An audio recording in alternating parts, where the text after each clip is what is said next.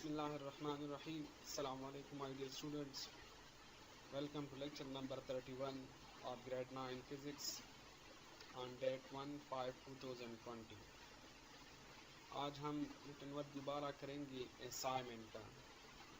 इससे पहले अगर लेक्चर नंबर 30 आप लोगों को याद है, वहाँ पे मैंने लास्ट में 2 एग्जाम्पल्स और इसके साथ 2 असाइनमेंट 1.1 और 1.2 सॉल्व की थी। आज इस लेक्चर में मैं मज़ीद जितनी भी असाइनमेंट 1.3, 4, 5 एंड 6 है वो मैं सॉल्व करूँगा। मेथड आप लोगों को याद होगा कि क्वेश्चन को हमने ब्लू ही मार्कर से राइट करना है। फिर इसमें गिवन डेटा, रिक्वायर्ड जो डेटा होता है, फिर इसके बाद फार्मूला प्लस सोल्यूशन होते हैं। इसमें जितनी भी इम्पोर्टेंट वर्ड्स होते हैं इसको हाईलाइट करना। अच्छा सही है। तो यहाँ पे देखिए अब हम कि असाइनमेंट 1.3 क्या है।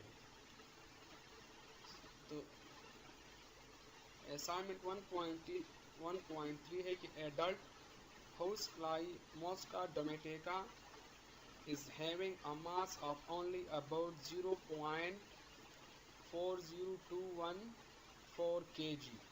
मीन कि हमारे साथ जो एडल्ट हाउस फ्लाई है इसका जो मास है वो 0.000214 kg यानी किलोग्राम है। अब हमसे क्या मांगा गया है कि express this in standard form और इन साइंटिफिक नोटेशन। आप लोग क्या करें, इसको स्टैंडर्ड फॉर्म या साइंटिफिक नोटेशन में लिखें। तो गिवन डेटा हमारे साथ क्या है कि मास ऑफ हाउस फ्लाई है m is equal to 0.00214 kg। Required से हमसे क्या है साइंटिफिक नोटेशन में। अब नेक्स्ट स्टेप हमारा क्या होता है, फार्मूला प्लस सोल्यूशन। तो हमें पता है formula for scientific notation N number m and t are 10 power exponent, सही है। तो इसको मैंने इक्वेशन 1 का नाम दे दिया और ये हमारे साथ साइंटिफिक नोटेशन के लिए फार्मूला। अब हमें इन जो दिया गया है जो 0.4021 के जो, तो ये हमारे साथ क्या है n है। यहाँ पे जो गिवन में दिया गया है ये क्या है हमारे साथ n गिवन है। तो अब हम क्या करेंगे, n तो हमें गिवन है इसका हमें पता चल गया। तो हम क्या करेंगे कि इस n की जो वैल्यू है 0.000214 kg, इसको हम इस इक्वेशन 1 में इस n की जगह पुट करेंगे। तो हमारे साथ इक्वेशन 1 इसी फॉर्म में आ जाएगा 0.40214 kg is equal to m multiply 10 power exponent kg। अच्छा, तो इसको मैंने इक्वेशन 2 का नाम दे दिया। अब हमारा जो दूसरा स्टेप होता है कि m को मालूम करना, क्योंकि n का तो हमें पता चल गया, इसका वैल्यू भी हमने पुट किया। अब नेक्स्ट स्टेप m को मालूम करना। तो m को मालूम करने के लिए हम क्या करते हैं कि डेसिमल पॉइंट को मूव करते हैं और इसको after first non zero digit के बाद प्लेस करते हैं। To get m move the decimal point and place it after first non zero digit. तो यहाँ पे देखिए, यहाँ हमारे साथ ये डेसिमल यहाँ पे मौजूद है। तो मैं जब इसको फर्स्ट नॉन जीरो डिजिट, तो हमारे साथ यहाँ पे 2 है, तो इसके बाद में प्लेस करूँगा। तो ये 2.14 हमारे साथ इस m की वैल्यू यहाँ मेंटी सा हो जाएगा। तो अब इस इक्वेशन 2 में मैं इस m की वैल्यू 2.14 पुट करूँगा। तो इक्वेशन 2 हमारे साथ इसी फॉर्म में आ जाएगा 0.4021 kg is equal to 2.14 10 power exponent kilogram. इसको मैंने इक्वेशन 3 का नाम दे दिया। अब तीसरा स्टेप हमारा क्या होता है कि n को फाइंड करना। किस चीज़ को फाइंड करना, n को फाइंड करना। तो n को फाइंड करने के लिए हम क्या करेंगे, to count the number of decimal places lifted by decimal point while moving from initial to final position. हम क्या करेंगे कि इस डेसिमल ने कितनी डेसिमल प्लेसेस को जोड़ी है जब हमने इसको इनिशियल पॉइंट से फाइनल पोजीशन पे मूव किया। तो यहाँ अगर आप लोग देखें तो ये मेरे साथ इसका इनिशियल पोजीशन है 0.000214 kg। तो अब जब यहाँ से इस डेसिमल को मैं उठा के इस 2 के बाद प्लेस करता हूँ, तो ये मेरे साथ 5 डेसिमल प्लेसेस को छोड़ के यहाँ पे आती है, सही है। तो ये मैंने इस डिसिमल पॉइंट को मीन के 5 digits towards the right move किया, तो यहाँ पे मेरे साथ n-5 हो जाएगा। अब हम इस n की वैल्यू जगह यहाँ पे इस इक्वेशन 3 में पुट करेंगे, तो हमारे साथ इक्वेशन 3 में हो जाएगा कि 0.000214 kilogram is equal to 2.14 multiply 10⁻⁵ kg। यहाँ पे आप लोग देख सकते हैं कि n की जो वैल्यू है हमारे साथ नेगेटिव है, तो value of power of 10 is negative because we move the decimal point to the right, so the power of 10 is negative as the decimal point moved to right। तो answer हमारे साथ हो जाएगा scientific notation is equal to 2.14 multiply 10⁻⁵ kilogram. तो ये था assignment 1.3। Next हमारे साथ है असाइनमेंट 1.4। तो असाइनमेंट 1.4 हम किस तरह सॉल्व करेंगे, उसकी क्या गिवन है और क्या रिक्वायर्ड है। फिर आप वही सेम तरीका फॉलो करेंगे कि क्वेश्चन को ब्लू मार्कर से राइट करेंगे। फिर इसके बाद इसमें जो नेक्स्ट हेडिंग्स आते हैं data given required formula plus solution और आंसर, इसको आप लोगों ने ब्लू मार्कर से लिखते हैं। फिर इसमें जितनी भी अंडरलाइन वर्ड्स है तो इसको आप लोगों ने ब्लैक मार्कर से हाईलाइट करने हैं, और बाकी ये जो लिखा है आप लोगों ने इसको ब्लू पेन से करने हैं। अच्छा, तो असाइनमेंट 1.4 क्या है हमारे साथ कि the smallest bird is the bee humming birds men's measure only 0.057 metre. Convert this number to standard form and write this number in millimetre. कि आप लोग क्या करें कि इसको स्टैंडर्ड फॉर्म या साइंटिफिक नोटेशन में कन्वर्ट करें और इसको नंबर को मिलीमीटर में भी कन्वर्ट करें। तो ये जो हमें लेंथ गिवन है इसका कि साइज और length of the bee humming, इन्होंने जो लेंथ दिया है वो 0.057 मीटर है, ये गिवन है हमारे साथ। रिक्वायर्ड हमसे यहाँ पे दो चीज़ें हैं, एक scientific notation for this length है, दूसरा जो है साइज इन मिलीमीटर की, इसको मिलीमीटर में कन्वर्ट करें। अब हम चलेंगे फार्मूला प्लस सोल्यूशन की तरफ। तो इसमें फर्स्ट हम क्या सॉल्व करेंगे कि साइंटिफिक नोटेशन। तो फार्मूला फॉर साइंटिफिक नोटेशन हमें पता है कि n is equal to m multiply 10 power exponent. तो और इसी फार्मूले को मैंने इक्वेशन 1 का नाम दे दिया है। तो अब हम क्या करेंगे कि इन हमें दिया गया है जो इस ह्यूमन बीइंग जो बी है इसका जो लेंथ है इन इज इक्वल टू 0.057 मीटर। अब हम क्या करेंगे कि इस इन की जो वैल्यू है इस इक्वेशन 1 में इस इन की जगह पुट करेंगे। तो इक्वेशन 1 हमारे साथ हो जाएगा 0.057 metre is equal to m multiply 10 power exponent metre, और इसको मैंने इक्वेशन 2 का नाम दे दिया। अब नेक्स्ट स्टेप हमारा क्या होता है कि इस m की वैल्यू मालूम करना। To get m move the decimal point and place it after first non zero digit. हमें क्या करना है कि जो डेसिमल पॉइंट है इसको मूव करना है और इसको after first non zero digit के बाद प्लेस करना है। तो यहाँ पे आप देखिए कि डेसिमल पॉइंट मेरे साथ यहाँ पे मौजूद है और इसको मैं यहाँ से उठा के इस 5 और 7 के दरमियान प्लेस करूँगा। तो 5.7 मेरे साथ इस m की वैल्यू हो जाएगी। तो अब इस m की जगह इक्वेशन 2 में मैं ये 5.7 पुट करूँगा। तो इक्वेशन 2 हमारे साथ हो जाएगा 0.057 metre is equal to 5.7 multiply 10 power in metre. ये इक्वेशन 3 रहा। अब नेक्स्ट स्टेप हमारा क्या होता है कि इस n की वैल्यू मालूम करना। To get n, count the number of decimal places left by a decimal point while moving from initial to final position। तो हम क्या करेंगे कि इस decimal places को काउंट करेंगे कि जितनी भी decimal point ने इसको छोड़ दी जब हमने इसको इनिशियल पॉइंट से फाइनल पोजीशन पे मूव किया।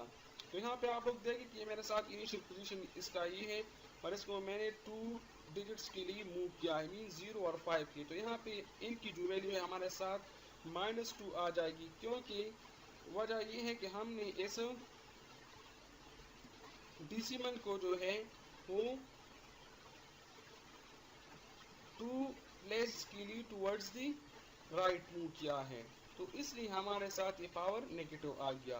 तो अब हम इसकी जगह ये वैल्यू जो है n की इक्वेशन 3 में पुट करेंगे, तो हमारे साथ हो जाएगा कि 0.057 metre is equal to 5.7 multiply 10 power minus 2 metre. तो अब ये हमारे साथ इसका स्टैंडर्ड फॉर्म और साइंटिफिक नोटेशन रहा। So the power of 10 is negative as decimal point move to right. Power of 10 negative है इसलिए कि हमने इसको towards the right move किया है decimal को। अच्छा, नेक्स्ट स्टेप हमारा क्या होता है, राइट 0.057 मीटर इन मिलीमीटर। हमने क्या करना है कि इस लेंथ को जो मीटर में दी गए है इसको मिलीमीटर में कन्वर्ट करना है। सो एस गिवन लेंथ जो है L is equal to 0.057 metre. तो L is equal to 0.057 multiplied by 1 metre. इससे हमारे साथ वही सेम 0.057 मीटर आता है, क्योंकि 1 का हमारे साथ मल्टीप्लिकेशन पर किसी भी दूसरे नंबर पर असर नहीं पड़ता, इसको हम मल्टीप्लिकेटिव आइडेंटिटी कहते हैं। लेकिन अब हमें पता है as 1 metre is equal to 10 power 3 millimetre के हमारे साथ जो 1 मीटर है वो 1000 मिलीमीटर और 10 पावर 3 मिलीमीटर के बराबर है। अब हम क्या करेंगे कि इस इक्वेशन 1 में इस 1 मिलीमीटर की जगह हम ये 10 पावर 3 मिलीमीटर पुट करेंगे, तो हमारे साथ हो जाएगा L is equal to 0.057 multiply 10 power 3 millimetre. अब हम क्या करेंगे कि जैसा इससे पहले मैंने इसको स्टैंडर्ड फॉर्म में लाया गया, जो इसकी वैल्यू हमारे साथ रही 5.7 मल्टीप्लाई 10 पावर माइनस 2, इसका जो स्टैंडर्ड फॉर्म वैल्यू है। तो 5.7 मल्टीप्लाई 10 पावर माइनस 2 ये इसकी जगह आ गई 0.057 की जगह, और 10 पावर 3 मिलीमीटर अपनी जगह पर आ जाएगी। तो हमें पता है कि जब भी हमारे साथ ऐसे दो नंबर्स मल्टीप्लिकेशन फॉर्म में आ जाए जिनके बेसिस सेम हो तो उनके पावर्स हमारे साथ ऐड हो जाते हैं। तो यहाँ पे आप लोग देख सकते हैं कि 10 दोनों बेसिस सेम है, तो उनके पावर्स हम ऐड करेंगे। तो L is equal to 5.7 multiply 10 power minus 2 plus 3 millimetre. तो अब यहाँ पे देखिए कि इस 3 से ये 2 माइनस हो जाएगा, तो इससे 1 आ जाएगा। तो length is equal to 5.7 multiply 10 power 1 millimetre. तो जब हम इस 10 को इस 5.7 के साथ मल्टीप्लाई करेंगे तो लेंथ हमारे साथ 57 मिलीमीटर हो जाएगा। तो मीन कि इस ह्यूमन बीइंग जो बी है इसकी जो लेंथ इन मिलीमीटर है वो हमारे साथ 57 मिलीमीटर के बराबर है। तो आंसर क्या हो जाएगा, ये scientific notation is equal to 5.7 multiply 10 power minus 2 metre और साइज इन मिलीमीटर जो है वो 57 मिलीमीटर हो जाएगा। तो ये था असाइनमेंट 1.4। अब नेक्स्ट हम चलते हैं असाइनमेंट 1.5 की तरफ। वही सेम तरीका आप फॉलो करेंगे कि आपने क्या करना है कि इस क्वेश्चन को ब्लू मार्कर से राइट करना है। इसमें फिर ये नेक्स्ट हेडिंग्स जितनी भी आ रहे हैं, data given, required, formula plus solution और आंसर, इसको भी आप लोगों ने ब्लू मार्कर से राइट करना है। अच्छा, क्या है, calculate the distance from Peshawar to Lahore in millimetre. आप लोग क्या करें कि इस डिस्टेंस को कैलकुलेट करें, फ्रॉम पेशावर टू लाहौर है, इसको मिलीमीटर में कैलकुलेट करें। तो हमें पता है, इससे पहले एग्जांपल पे हमने डिस्कस किया है कि हमारे साथ फ्रॉम पेशावर टू लाहौर जो डिस्टेंस है वो 489 किलोमीटर है। तो वहीं से हम इस डिस्टेंस की वैल्यू को उठाएंगे और यहाँ पे as a given data put करेंगे। तो हमारे साथ क्या हो जाएगा कि डेटा में अब गिवन क्या है, distance from Peshawar to Lahore D is equal to 489 kilometre. Required हमसे क्या है, डिस्टेंस इन मिलीमीटर की। आप क्या करें, इस डिस्टेंस को मिलीमीटर में कन्वर्ट करें। तो नेक्स्ट हमारा स्टेप क्या होता है, फार्मूला प्लस सोल्यूशन। तो डिस्टेंस इन मिलीमीटर जो है हमारे साथ डी 489 किलोमीटर के बराबर है, सही है। अब हम क्या करेंगे कि इस 49 किलोमीटर की जगह हम इस मिलीमीटर की जो वैल्यू है वो फाइंड करेंगे और वो यहाँ पे इस इक्वेशन ए में पुट करेंगे। So as we know that kilometre is equal to 1000 metre. हमें पता है कि किलोमीटर, 1 किलोमीटर जो है वो 1000 मीटर के बराबर है। अब हमें ये भी पता है कि 1 metre is equal to 1000 millimetre. और 1 मीटर जो है वो 1000 मिलीमीटर के बराबर है। तो हम क्या करेंगे कि इस ऊपर वाली इक्वेशन में इस मीटर की जो वैल्यू है 1000 मिलीमीटर ये पुट करेंगे तो ये हमारे साथ इसी फॉर्म में आ जाएगा कि 1 किलोमीटर इज इक्वल टू 1000 उसकी जो वैल्यू है अपनी जगह पर है और मीटर की जगह मैंने 1000 मिलीमीटर वाली वैल्यू पुट करनी है। तो 1000 मिलीमीटर 1000 ये वैल्यू मल्टीप्लाइड बाय 1000 मिलीमीटर। तो इससे हमारे साथ हो जाएगा कि 1 किलोमीटर इज इक्वल टू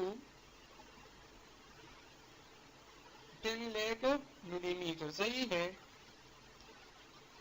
अच्छा, तो इसके बाद नेक्स्ट हमारे साथ क्या हो जाएगा कि अब इसकी ये जो वैल्यू है इसको हमने इक्वेशन ए में इस किलोमीटर की जगह पुट करना है। ये जो किलोमीटर नहीं है इसकी जगह हमने इस वैल्यू को पुट करना है। तो ये हमारे साथ हो जाएगा कि distance d in millimeter is equal to 489 multiplied by 10 lakh millimetre.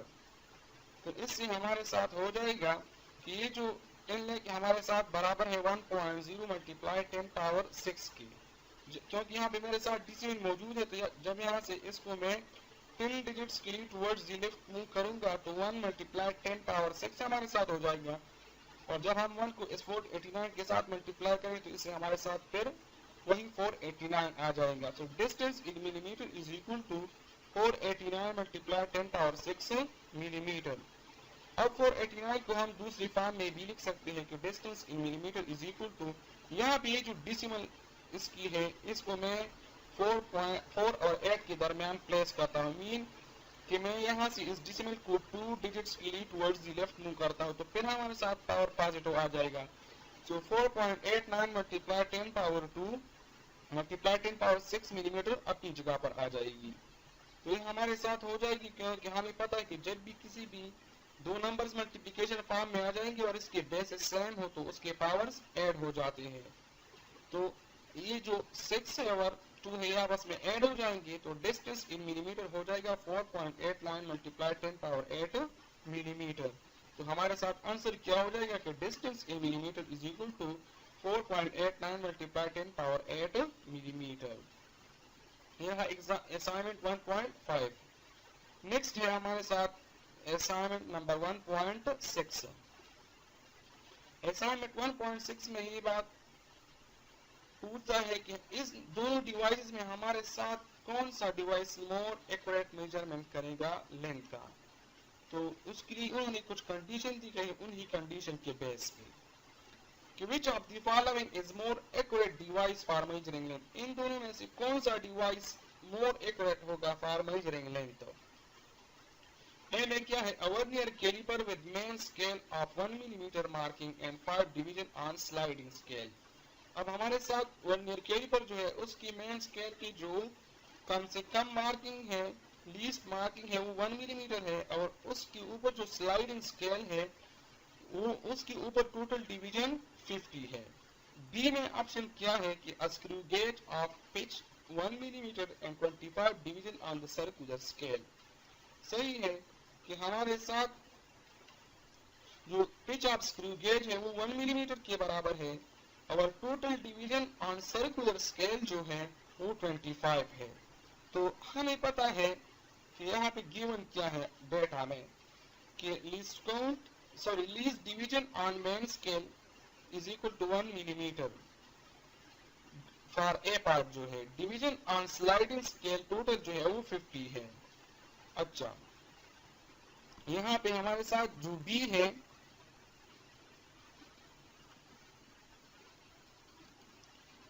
तो बी में pitch of the screw gauge जो उन्होंने दिया है वो 1 मिलीमीटर दिया है और डिवीजन ऑन सर्कुलर स्केल उन्होंने जो दी है वो 25 है। तो हमें पता है कि वो डिवाइस हमारे साथ मोर एक्यूरेट मेजरमेंट करेगा जिसका लीस्ट काउंट हमारे साथ कम हो। Accuracy depend upon the least count of measuring instrument. Mean कि किसी भी इंस्ट्रूमेंट का जो एक्यूरेसी है, करेक्ट मेजरमेंट है, वो उसके लीस्ट काउंट पर इन्हिसार करता है। अब हम क्या करेंगे, स्टेप वाइज हम एक एक का लीस्ट काउंट फाइंड करेंगे। तो least count of vernier caliper, इसके लिए हमारे साथ जो फार्मूला है कि least count of vernier caliper least count is equal to smallest division on main scale divided by total number of division on vernier scale।